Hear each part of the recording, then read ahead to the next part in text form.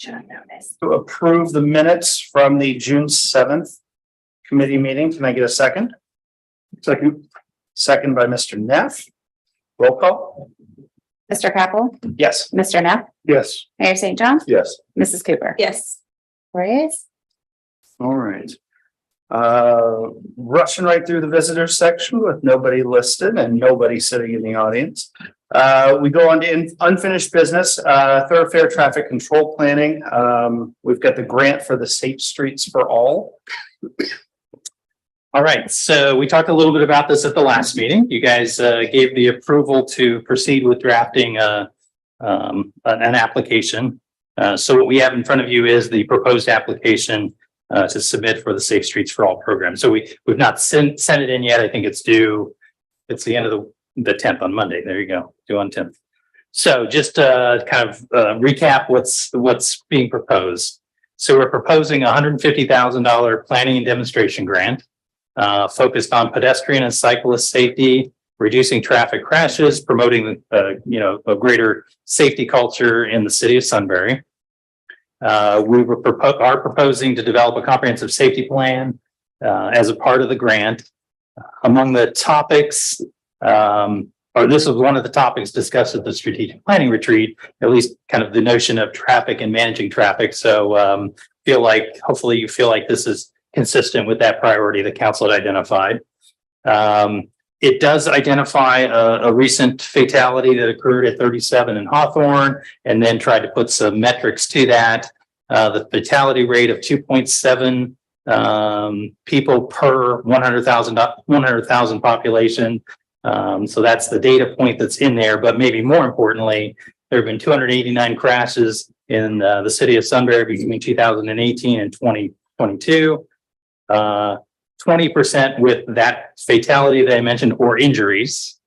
20% of the crashes were at speeds over 40 miles per hour, and 4% of them involved running a red light. So again, those data points are identified in the narrative. The plan is the tasks and deliverables proposed as part of the grant application. 1, data collection, speeds, crashes, congestion, etc. 2, stakeholder engagement, basically with the transportation agencies, law enforcement officials, residents, etc. Proposing to conduct a safety assessment to identify what countermeasures would be appropriate for additional safety or improved safety, including countermeasures like crosswalk enhancements, traffic calming coordination, etc. The grant proposal does also include the production of public education and outreach materials that the city would develop and distribute as a result of this. And in addition to the development of the comprehensive safety plan, we're also committing to identifying or preparing routine progress reports that speak to the implementation of the plan accordingly. A timeline, actually, I didn't get that. Is it a year, 18 months? I can't remember the time frame. Yeah, to complete it. I don't know. We'll have to confirm that. And did we confirm the match? Yes. 20%. And yeah, and so of the 150,000, 20% of that would need to be a city match. So, yeah. I think that's the highlight. Dan, anything you'd want to add? Yes, sir. I'm looking at, I think it's 18 months on that time frame, but I can't swear to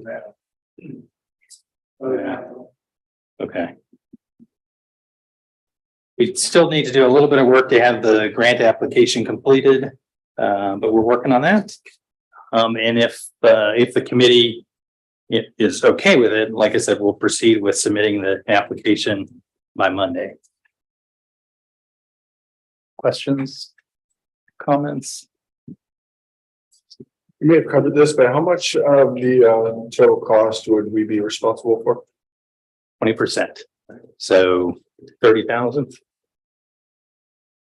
Yeah, and there is a budget in there as well. I should have mentioned that too. Sorry about that. It is on packet page 6. Thank you.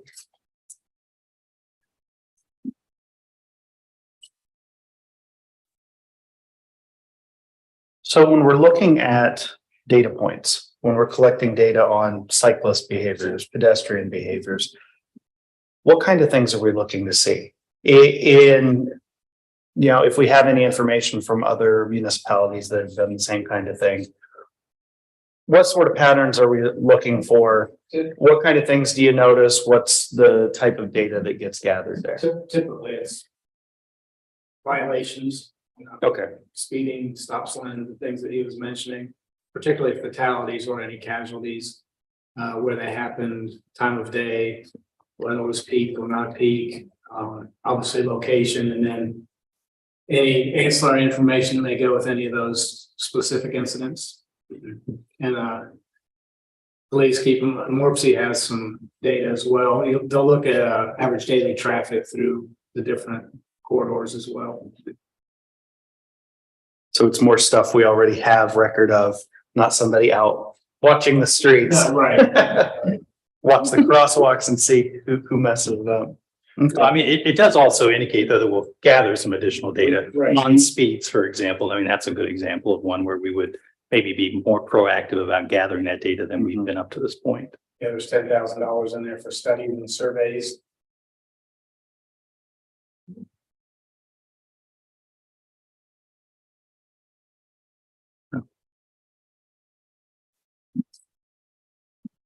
So as a reminder, we talked about it at last month's meeting, but we had also talked about it whatever 6-9 months ago as well, kind of getting ourselves ready for this. So, hopefully, feel good about the notion of getting a comprehensive, safety plan in place. And like I said, I think consistent with what council had talked about at the strategic retreat. I like it. I think it gives a baseline for future studies too. When we come back and 10 years later and do it again, or when the population hits a certain point and see how the trends change over time. Do we have any other questions on this? I just had a question. Is this something that we go out to bid for, or is this something that CT's prepared the proposal and is also planning on doing the work?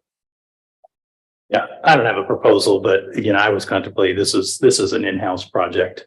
With CT's word help assistance. The grant application, correct. What comes out of it would be your discretion, whether what type of work product comes as a result of the study would be engineering work, and that'd be at council's discretion. Did you want to go a different way then? Do you want to put it out to bid for the development of the plan itself? Not necessarily. I guess that's not what I'm asking. I just was asking for clarification. Yeah. Okay. Thank you.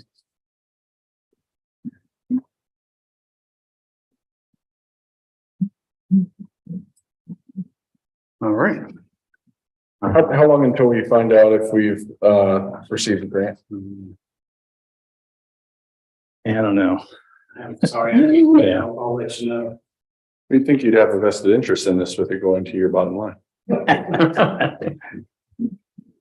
Thank you, Dan. Well, Just coaching. I bet he really knows. I bet he does. Thank you. All right.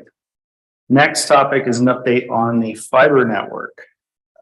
yeah. So just we haven't talked about this for a while, so I wanted to give you a sense of where we stand on the feasibility study.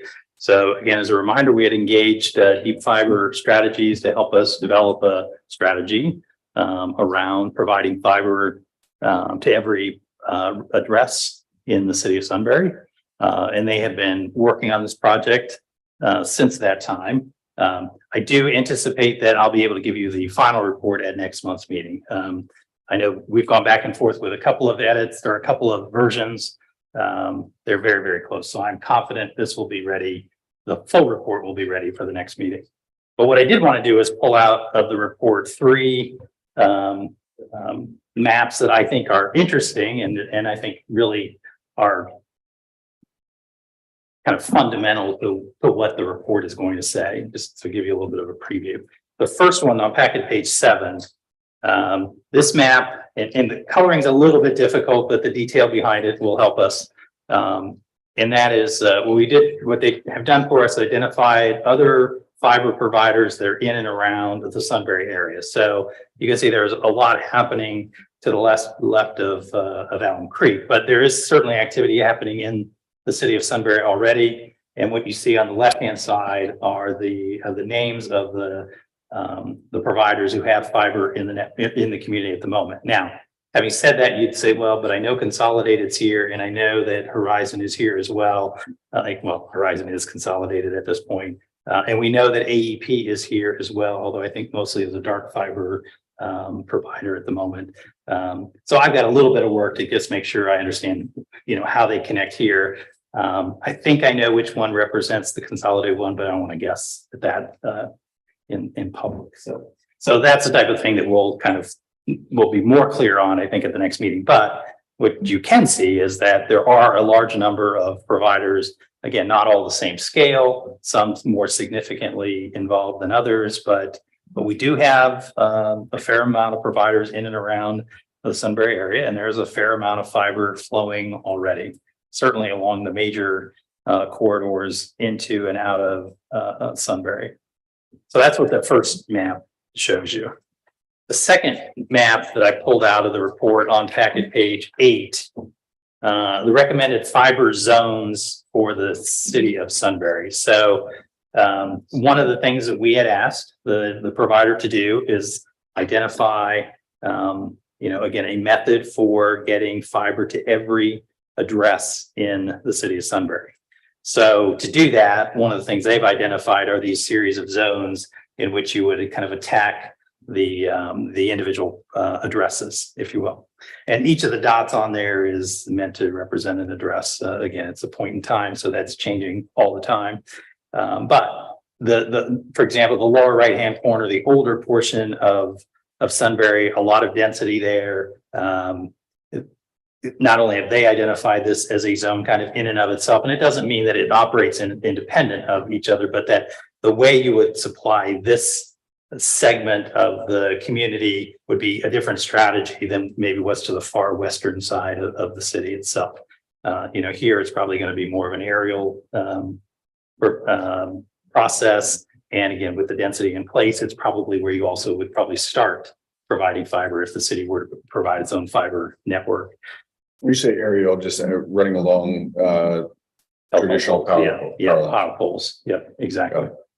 And Horizon, which I think we've talked a little bit about, which is currently designing a fiber installation for the city of Sunbury, started out with that lower right hand, light blue swath as where they were going to primarily focus. Since then, we've talked to them a little bit more about where the city is headed. So they've included that yellow quadrant to the left as well. They aren't quite ready, I think, to move up to the green quadrant. Just not enough density yet there, but those two that I've identified, they've identified as where they're doing some engineering work now. So what our consultant is saying to us is, I think, somewhat consistent with what's happening, in practice with a provider who's out there doing some real engineering. So long term, this again, just kind of think of the city, and obviously this is more than the city. That includes areas that are not in the city, but this is how we could provide fiber long term to all of these addresses. And the last page, maybe the most significant of the documents, is a preliminary backbone map for the city of Sunbury. So I know one of the recommendations we're going to get from the consultant is that we're not in the business of providing fiber to every address. We're not going to be that kind of a fiber provider. So the earlier map isn't really what we're going to do. We're not going to be at that level. But in order to provide fiber to every address, you have to identify where the addresses are, and that's why it was important to go through that process. But I think where we are going to land ultimately in the city is to provide, if we want to move forward, would be to provide a backbone that encircles the city, that would get to every address that's been identified on that previous map. Obviously, it also provides an opportunity for some growth as well. And it gives you redundancy because, again, it circles the city. And if there's a break, again, it sort of self-corrects itself. If you lose fiber, it goes in the other direction and ultimately out to to the broader fiber network. A little hard to see, but it's the light blue line. So if we're starting on the western side, they're just a little west of I-71. It follows 3637, comes down, heads north. I think that's Carter's, or no, that's Galena. Is that Galena? Galena Road? I think that's Galena. It's close. Is that Carter's On corner? the far left? No, where it goes, where it heads north. Oh, okay. Yeah. Carter's Corner. Carter's Corner. Heads up north, like I said, well north of the school. Basically, what they're doing here is they're following up existing public right of ways. Because at the end of the day, if we were to build a fiber backbone, essentially we're putting in infrastructure that would, follow the public right of ways and so it follows public right of ways, I guess is the point I'm trying to make. The other thing that we haven't necessarily resolved, and I think it may not be a part of the first phase, is what type of infrastructure do we put in the ground? Are we putting in on this route just the conduit? Are we putting in duct? Are we putting in the fiber itself? I mean, that's still a decision that the city would need to make. So again, if you kind of follow that light blue line around, that's at least the proposed route for a backbone around the city. They have costed out what it would, the cost to put in infrastructure, the physical infrastructure that is just talked about. So that'll be in the final report, how much that would be to follow this path. They've also tried to cost out, what the value to the city might be in terms of who would maybe jump on the city's system. But keep in mind, if we're not trying to provide direct service to individual residents, I mean, our strategy is probably a little bit different. It's about leasing out, the conduit, the line, the ducts, whatever the case might be, which is a different funding model. But that's not what we had originally asked them to do. So we won't have that level of detail, but we'll at least have, like I said, a kind of a plan of attack for how the city could get the infrastructure in place to support, again, fiber ultimately to every address. And I should add that it doesn't, the backbone as proposed doesn't preclude the ability to serve some addresses outside to the north, south, east, and west of the line itself. But what you see in the map, I think, essentially are the addresses that are just contained within this backbone. So I don't know. Does that help? Does that give you a sense of maybe what the report is working on, how it might apply to us? Like I said, I'll have the full report next time. It'll have the pricing information in it as well. It'll have more detail about who these providers are. It'll talk a little bit more about the towers that exist as well. So where you get the wireless connection, but then it's supported by a backbone, a fiber backbone beyond that. So we'll have a listing of the towers that are relevant as well. So is the idea of a backbone as a starting spot that if we'd have a developer that was interested in connecting to it, it's within reach, pretty much anywhere within the city that you could potentially do that? I mean, I don't know if I would say the developer as much as I would say a provider, a service provider, Okay. an internet service provider, right? They may say, hey, I'd love to be able to service a new development that's happening, let's just say north of the high school. And oh, by the way, the city's already put the backbone in place.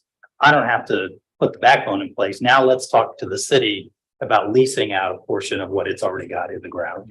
I mean, that's, again, I think fundamentally where we land. There's still a lot of work to be done in terms of what these lease agreements would look like and how you price them and all that. But I just had a couple items. So I know we're going to be getting some cost on the backbone. There's two ways to look at these costs. The one is on your cost benefit or your general ledger line, what it's actually going to cost up front, and then try to forecast out any type of return on that investment through lease. But along with that, the cost benefit is if we don't do anything, we're very dependent on the private sector having this completely complicated system right now that, in my opinion, back to Damon's point, there is going to be a developer that comes in and says, hey, we've got an option on a piece of land, but one of the requirements is fiber, and the private sector just has no interest in serving that. However, the city has like a very heavy interest in serving that. So then, in other words, are we subsidizing it by paying for more pricey an ad hoc system? This is one of those, in my opinion, it's going to be one of those investments. And who knows if we're going to do this or not, but I'm just saying it's one of those investments that is kind of like your wastewater treatment plant. It's investing a lot up front, but it's enabling the type of growth that you can control versus, it's out of control. And if you look at the existing fiber lines that run, there's no rhyme or reason to that other than a developer came and said, we're going to pay X amount, or this company thinks they're going to have some return on investment, and it's purely profit driven. It's not community, development driven. So I think the cost is probably going to be high based on what I see. I mean, in probably the millions of dollars. I don't even know, like I'm trying to wrap my mind around how we even build out some model that shows the payback period on that, when it's like the development won't come unless we have the fiber backbone and really start building out some of these use cases. So it's kind of imagining the future more than it is going to be able to balance sheet out. And I know that's risky business for government. We need to be prudent with every dollar. It makes sense though, because I mean, the tech industry is looking at Central Ohio right now, obviously, Right. in a big way. So we make ourselves prepared for that. That's a great point, Mayor. Thank you. And I think just a couple of use cases in terms of other municipalities, New Albany, Dublin. I mean, they've definitely been on the forefront of, build it and they will come, the right type of development. And, they run two different operating models between New Albany. I mean, New Albany's definitely been less aggressive. Dublin has gone out and put the pipes in, put the fiber in, and then they're leasing out the actual the fiber strands to development, or they're giving them to Ohio State, Wexner, and Ohio Health, the hospitals. They're just giving them free fiber, more or less. It's an economic development incentive. Yep. Right. That's right. How does it work for the development that we already have? Like if we're talking about on page 8, the yellow and the blue, where we're already popular, where the density, and you're talking about an aerial, so you can put fiber in electrical lines that are already existing. Yeah, we're underground. Yeah. Preferably So- underground, but I think one of the Right. cheaper ways that they're looking at achieving a quick return on investment is using the existing power poles, especially in the older area of town where it's more dense, more compact, lower cost. So how might that look if we set this backbone and we said, we're gonna do this yellow area, then would internet, we would possibly put it in, and then it would just be available for if an internet provider wanted to say, hey, we'll lease that and we'll provide it to those folks if they want it. Yeah, they could, or again, if the business directly could access the fiber. I mean, they're not going to access it without her approval. Again, that's the part we'll manage a little bit, but as the mayor indicated, that I think the reason why we want to have the city's, the public purpose, I guess, if you will, here is that, yeah, there's already fiber that exists in that part of the area, and maybe we could partner with somebody to maybe connect into their portion, and that gets us the loop around. So maybe we, at the end of the day, don't have to put something in around that sort of south east portion of the city. But at the end of the day, it's in our interest to have, this complete loop around the city, because that's what gets you the reliability that, makes fiber. So maybe the yellow area was a bad example. Maybe the green area, I'm thinking like the school, the Ohio Health Building that's over by, Typically. Tippett Court. Like those folks would benefit greatly from fiber. Yeah, absolutely. So I just see it as. Like, I absolutely want to think about development and stuff, but I also am like, there's some huge places right here in town that would benefit from Yeah. faster, more reliable internet. I mean, our schools are connected to a fiber network now. They A are, direct link Yes. though, Yeah. and Yeah. sorry, I won't go into all the detail, but it's very subject to failure if any of your kids who are in public schools have like texted you in the middle of the day, internet, power's down and internet's down and phones are down. Like it's all together. Yeah, so you're right. That's right. I mean, they may end up being a customer of the city. But again, this report's not going to say that. I mean, I think it does identify that, the educational institutions are, a key partner or could be a key partner moving forward. But we'll have to then, if we go to the next level and decide, okay, this is something we really want to do, we'd have to go to them and start talking about, okay, well, what do you really need? Would you access it? If we could create this, network and yeah, still a lot of work to do. I'm curious because a couple of us go to that Ohio Health for a primary care doctor. And when I've asked them just like, hey, out of curiosity, how's your internet? Because they were struggling with their computer to just log on to my child's chart, I'm like, is this, is this typical? And they're like, yeah, it's pretty terrible. And I asked them, have you ever worked in a place with fiber? And they were like, no, but I would love to, like my colleague, and so I'm like, that's just, I want our medical facilities that we already have to benefit from anything that we're considering too. Very fair point. Yep. Joe, it may be helpful if ahead of the presentation, we can have just either a glossary of terms, or I'm just going to dumb it down even more. If you have a picture of what we're talking about, when you say conduit and, aerial and things like that, maybe actually just show a description of what that is. Because I mean, we get the lines on the page, but underground, how far, above ground, is this intrusive? Yeah. A lot of fiber exists today. You're driving by it and you just probably think it's a power line. And then maybe briefly on just the different operating models. And I think that's still the hardest thing for me to wrap my mind around, is like owning the easements, owning the infrastructure, owning the fiber, and being a service provider. Like those are all like four distinct buckets, and they all have different levels of investment, also different levels of return on that investment when you're looking at the general ledger. So I don't want to add a lot of work to you, but less is more. Pictures are nice. Got it. Is that okay? I'm gonna give.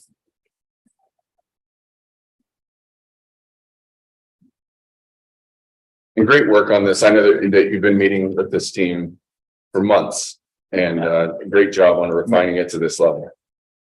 Thank you. Thank you. Great, moving on, we've got an update on our facilities renovation project. All right, so unfortunately, I have to report that we had a little hiccup. On June 29th was the date we were expecting to open bids. We unfortunately did not get a single bid from a general contractor to perform the work. So put us back a little bit, but it has not deterred us. So right now, what we've asked, we had 5 general contractors that pulled the plans. We've asked our architect to reach out to them and develop some additional intelligence in terms of why they did not submit a plan or did not submit a proposal. So the architect, myself, and then the city's owner's rep, Dave Collinsworth, we're going to meet on Friday. We've got that scheduled. We'll go over the what they've learned as a result of those phone calls, and at that point, we'll circle back. Probably start with leadership, the mayor, just to kind of sort through what the options might be and how we want to go about, next steps. Rebid, wait, modify the plan. Another option is for the city maybe to just take a more active role on the general construction side. So there may be alternatives beyond that, but like I said, once we get some additional feedback from the general contractors, I think we'll have a better sense of what those options could be. Now, so you will see on the council agenda this evening, we are still moving forward with the bond ordinance. There's no harm in moving forward with bond ordinance. I think as the finance team mentioned the last time, improving the ordinance doesn't commit to the investment or to the issuance of the bonds. I mean, that's still a decision that is made later. You've got to have an actual, as I said, an actual project with actual dollars in order to issue bonds anyway. So without a bid, we wouldn't be able to proceed. So, yeah. I believe the topic came up during that presentation too, that there might be trouble finding a general Yeah, Mr. contractor Collinsworth because of raised all that the building point. that's happened. Yes, he did. Yes, he did. Yeah. I have had about a week to digest this information and started asking around plumbers and electricians, see if they want to do something. That's my initial reaction is it's probably not the right move to do this in-house.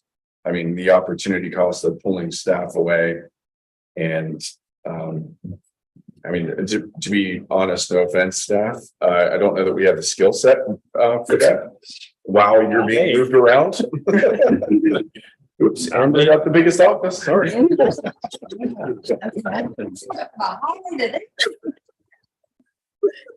That was one heck of a pie. But I think we are gonna get some feedback from the contractors and you may have stated that, and I think one of the contractors just wasn't able to get information back from their subs on pricing to put forward a complete bid. So it wasn't that there was no interest, it's probably just a combination of a bunch of things like peak construction season. We're competing with other large scale projects. This really isn't a large scale, facilities project in the grand scheme of things. And still weighing the options, but I'm definitely comfortable still moving forward on the bond ordinance. And if it moves forward to the point where it just dies, that's okay. It will all pan out. I still haven't talked to the chief about this, so. I did. And he said, yeah, he had some other things that he was focused on at the moment. So he said, you focus on the facilities, I'll focus on the criminals. And I said, I think that's a good idea, chief. So he didn't draw his gun. It's not at me. Thank you. All right, moving on to new business. Does anybody have any new business? Mayor? I do not. Cindy? All right. Other updates, we've got Sunbury Estates trees. So I did just want to tell you, I think I've got a plan, I think. I did speak with a resident regarding, and not Mr. Ghost. I did speak with Mr. Ghost, but another resident at Sunbury Estates about, what would be the best method for getting, large participation in a public meeting. He has connected me with somebody who leads the local Facebook group. She has agreed to help. Not only communicate, what we're going to do, but also kind of help in terms of figuring out what might be a good timing to do that as well. So I told her, again, our goal here is to do that this here during the summer. We want to be able to move forward with plan in fall. So I think we're moving in the right direction there. I think the other thing that after the two residents and I spoke, I think they've agreed it probably is better for us to do both a physical meeting and a virtual meeting. They recommended the virtual meeting first. It may cut down on the participants at the public or physical meeting. They do think that there will be a lot of interest in the neighborhood about this problem. So anyway, I don't have the dates. I will have those dates before we meet again. Okay, excellent. And I just included in the packet kind of where we stand. So there's nothing new in those documents that are in your packet. Right. The last topic is the Walnut Creek Stabilization Project. The only thing to report is we have a kickoff meeting a week from today. After that, we'll be able to give you some better information. Kickoff meeting with EMA.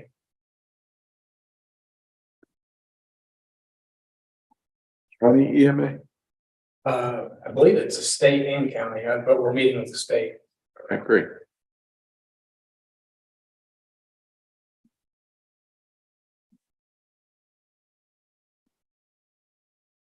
Oh, it is 7:06. Does anybody have anything else for the good of the group? Yep. All right, Thank you. we'll make a motion to adjourn. Second by Mr. Neff. Roll call. Mr. Capel, Yes. Mr. Neff, Yes. Mrs. Cooper, Yes. Mayor St. John, Yes. 4 yeas.